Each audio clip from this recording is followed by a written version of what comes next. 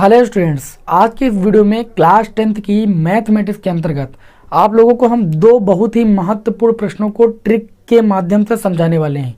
ये दोनों महत्वपूर्ण प्रश्न जो हैं वो चाल दूरी समय पर आधारित हैं और आपके बोर्ड एग्जाम में चाल दूरी समय पर आधारित एक क्वेश्चन बोर्ड एग्जाम में जरूर आता है।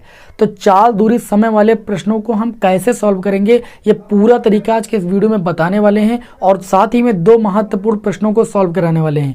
आज की इस क्लास में दो जो महत्वपूर्ण हम सॉल्व कराने जा रहे हैं ये आपके बोर्ड एग्जाम 2023 की दृष्टि से बहुत ज़्यादा इंपॉर्टेंट है, तो क्लास को आप विद्यार्थियों अंत तक जरूर देखिएगा। चलिए आज की क्लास को शुरू करते हैं। आज की क्लास का पहला प्रश्न लेते हैं। आज की क्लास का जो पहला प्रश्न ये कहता है कि एक रेलगाड़ी एक समान चाल से 360 किलोमीटर की दूरी तय करती है। यदि यह चाल 5 किलोमीटर प्रति घंटा अधिक होती तो वह उसी यात्रा में 1 घंटा कम समय लेती। रेलगाड़ी की चाल ज्ञात कीजिए। ऐसे प्रश्न आपके बोर्ड एग्जाम में ज़्यादा आते हैं और विद्यार्थियों को दिक्कत भी बहुत होती है। अभी देखना इन प्रश्नों को हम कितनी आसान तरीके से आपको सॉल्व कराने वाले हैं। आप देखिए पहले इस प्रश्न में क्या दिया गया। प्रश्न में यह दिया गया कि एक रेलगाड़ी की एक समान चाल से 360 किलोमीटर की दूरी तय करती है। तो रेलगाड़ी द्वारा सबसे पहले आपको दूरी तय की गई, दूरी दी गई है। तो रेलगाड़ी द्वारा आप लिखिए तय की गई दूरी, तय की गई दूरी कितनी दी गई है भाई, 360 किलोमीटर, उसको पहले आप लिखिए।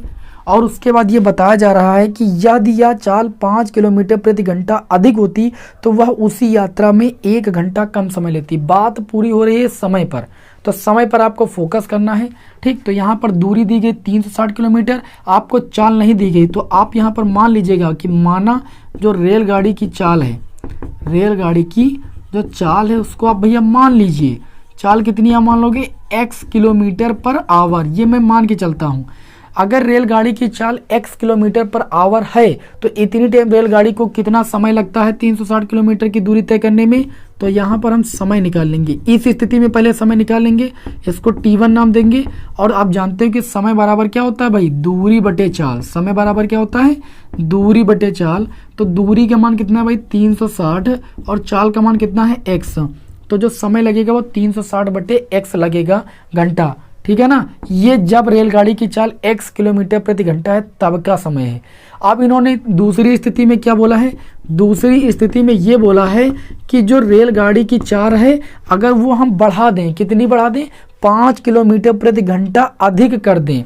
ठीक है, तो यदि रेलगाड़ी की चाल हम कितनी कर दें, चाल अगर हम कर दें, पहले x थी और उसमें 5 हम ऐड कर दें, यानी 5 किलोमीटर प्रति घंटा अधिक कर दें। ठीक है, और दूरी हमको कितनी तय करनी है, दूरी 360 ही तय करनी है। तो जो समय है वो कितना लगता है भाई, 1 घंटा कम लगता है, क्योंकि चाल हम बढ़ा रहे हैं भाई, स्पीड तेज कर रहे हैं तो भाई समय तो कम लगेगा ही। तो समय बराबर हम यहाँ पर सूत्र लगाएंगे तो 360 दूरी तय करना है और चाल कितनी हो गई, x + 5 हो गई। ठीक, अब यहाँ पर देखिए प्रश्नानुसार क्या बात कही जा रही है। प्रश्नानुसार सबसे आसान, देखिए पहले समय t1 लग रहा था, बाद में समय t2 लग रहा था। लेकिन ध्यान दीजिए जो दूसरी स्थिति थी, दूसरी स्थिति में क्या किया गया कि जो आपकी चाल थी वो बढ़ा दी गई। चाल बढ़ा दी गई तो जाहिर सी बात है दूरी को तय करने में हमें कम समय लगेगा। तो जो कम समय होगा वो ये वाला होगा और ये ज़्यादा समय होगा। ठीक, तो अब एक चीज बताइए, 1 घंटा कम लग रहा था तो एक किधर जोड़ने की जरूरत है, हमको इसमें जोड़ने की जरूरत। जब एक इसमें जोड़ देंगे तो दोनों समय आपस में हो जाएंगे बराबर। क्यों, आप देखिए पहले जो दूसरी स्थिति में जब चाल बढ़ाएगी तो समय लगा कम, तो यानी t2 का मान वैसे भी कम रहा होगा और t1 का मान ज़्यादा रहा होगा। तो t1 बराबर t2 कब होगा, जब t2 में 1 जोड़ देंगे, क्योंकि 1 घंटा कम समय ले रहा था। या तो फिर 1 इसमें घटा दो भाई, पहले से 1 घंटा कम समय ले रहा था तो चाहे इसमें 1 घटा दो चाहे इसमें 1 जोड़ दो, पर दोनों इक्वल हो जाएंगे।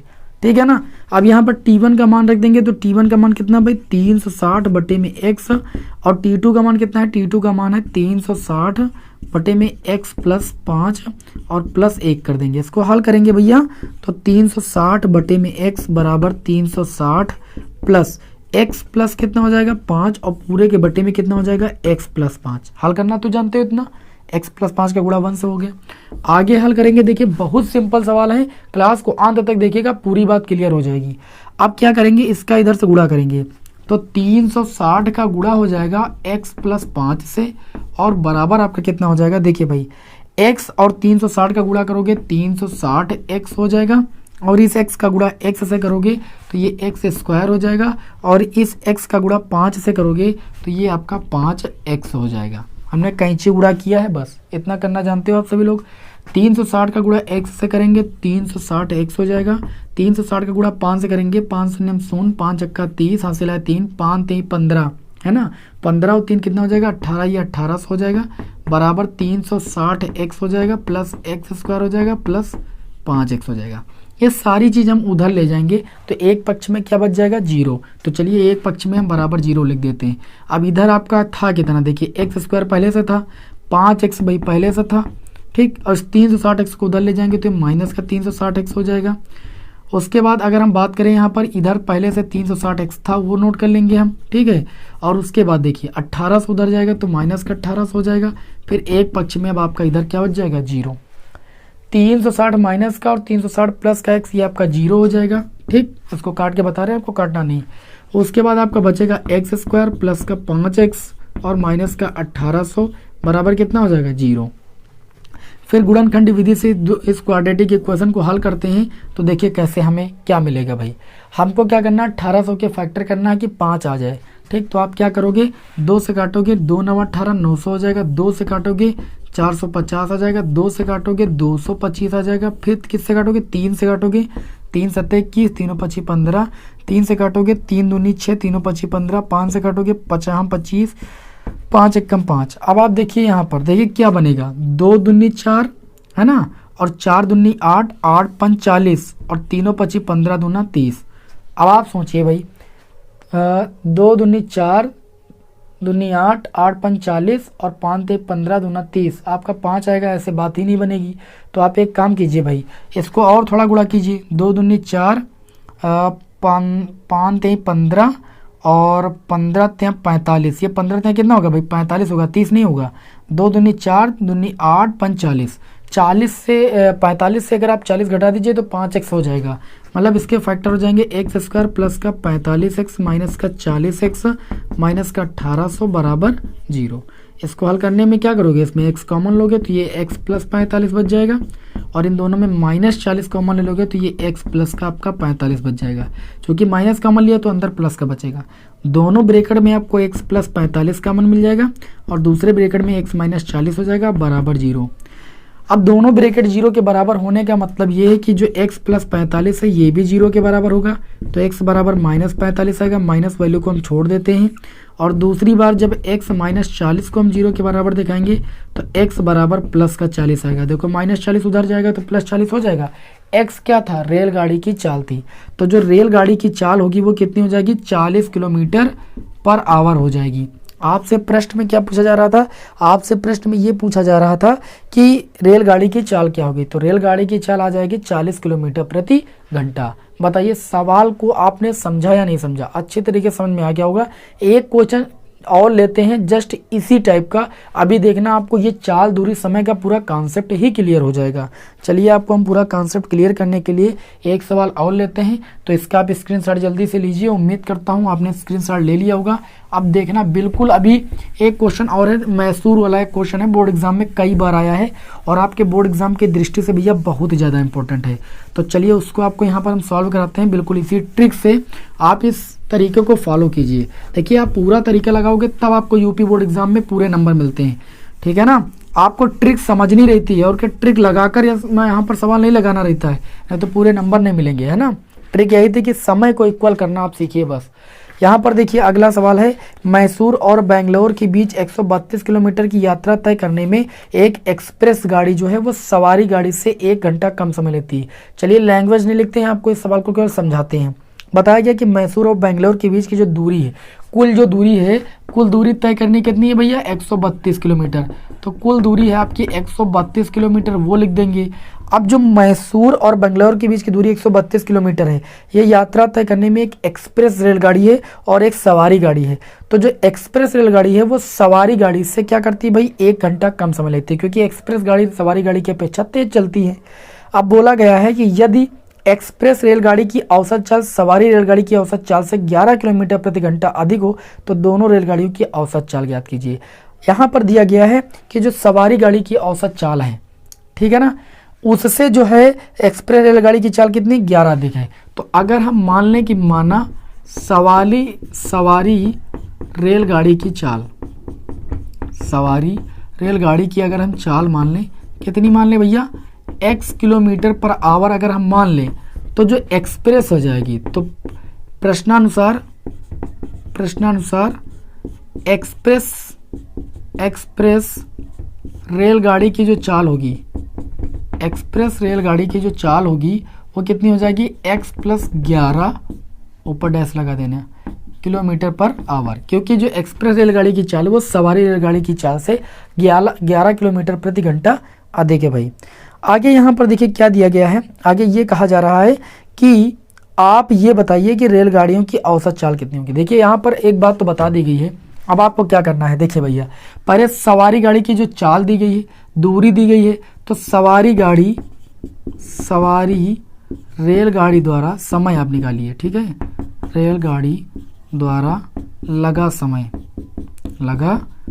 मैंने अभी बताया समय बराबर क्या होता है, समय बराबर दूरी कितना होता है 132 दिया है और समय बटे चाल, तो सवारी गाड़ी की चाल x मानी आपने, तो समय लगा इतना।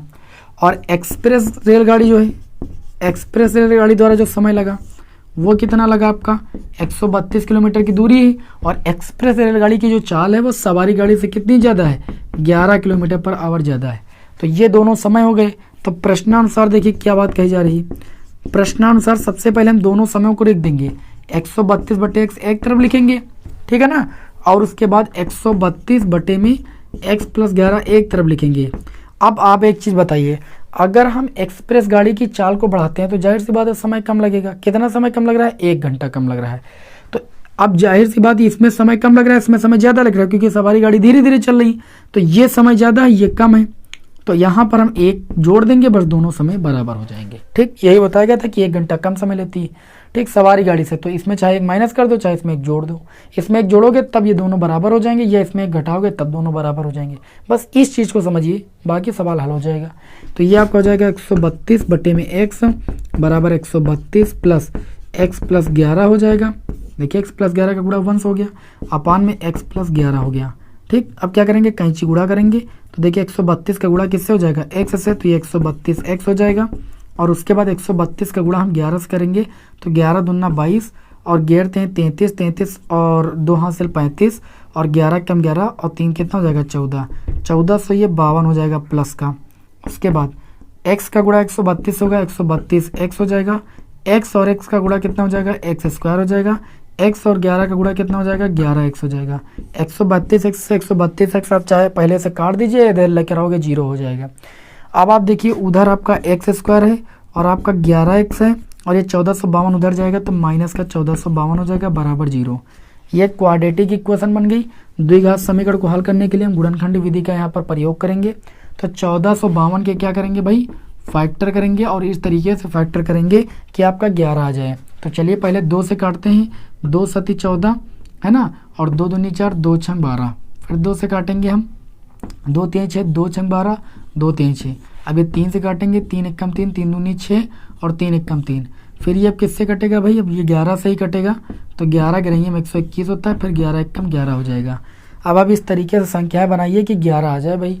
तो 2 दूनी 4 3 12 है ना, या गिरते हैं 33, हाँ इस तरीके से 11 और 3 का गुणा कीजिए 33 हो जाएगा, 2 दूनी 4 और 4 और 11 का गुणा करोगे 44, 44 से 33 आप बटाओगे 11 बच जाएगा। तो चलिए ये हो जाएगा एक्स स्क्वायर प्लस का 44x, क्योंकि प्लस की संख्या लानी ना, इससे हम 33x घटा देंगे, और उसके बाद माइनस का 1452 बराबर 0। इन दोनों में हम x कॉमन ले लेंगे, x प्लस कितना हो जाएगा 44, इन दोनों में हम माइनस का 33 कॉमन लेंगे, तो ये x प्लस का 44 ऑटोमेटिक बच जाएगा। दोनों ब्रैकेट में हम x प्लस 44 कॉमन ले लेंगे, एक ब्रैकेट में बच जाएगा x माइनस 33 बराबर 0। देखिए जब आप x प्लस 44 बराबर 0 करोगे तो x बराबर आ जाएगा माइनस 44।